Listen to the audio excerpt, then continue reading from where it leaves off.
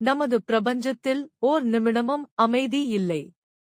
கோள்கள் சுழலும் போது அதன் வெளிப்புறத்தில் கோடிக்கணக்கான ஐஸ் கற்கள், கல் துண்டுகள், தூசி மேகங்கள் தொடர்ந்து பயணம் செய்கின்றன.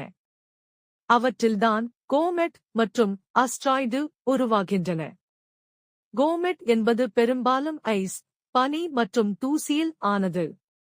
சூரியன் அருகில் வந்ததும் அவை உருகி நீளமான பிரகாசமான வால் உருவாகிறது. அந்த அழகுக்குள் ஒரு மர்மமும் ஒரு ஆபத்தும் இருக்கிறது. அதே நேரத்தில் அஸ்ட்ராய்டு முழுக்க கல் மற்றும் உலோகத்தில் ஆனது. சூரிய மண்டலத்தில் மார்ஸ் மற்றும் ஜூபிடர் இடையே உள்ள அஸ்ட்ராய்டு பெல்ட், அதில்தான் லட்சக்கணக்கான கல் துண்டுகள் சுழன்று வருகின்றன. ஆனால் சில அஸ்ட்ராய்டுகள் தனது பாதையை மாற்றி பூமி நோக்கி வரலாம். மில்லியன் வருடங்களுக்கு முன் ஒரு பெரிய அஸ்ட்ராய்டு பூமியை தாக்கி டைனோசர்களை அழித்தது என்று விஞ்ஞானிகள் கூறுகின்றனர். இன்று நாசா போன்ற விண்வெளி நிறுவனங்கள் இந்த அஸ்ட்ராய்டுகளின் பாதையை கண்காணித்து வருகின்றன.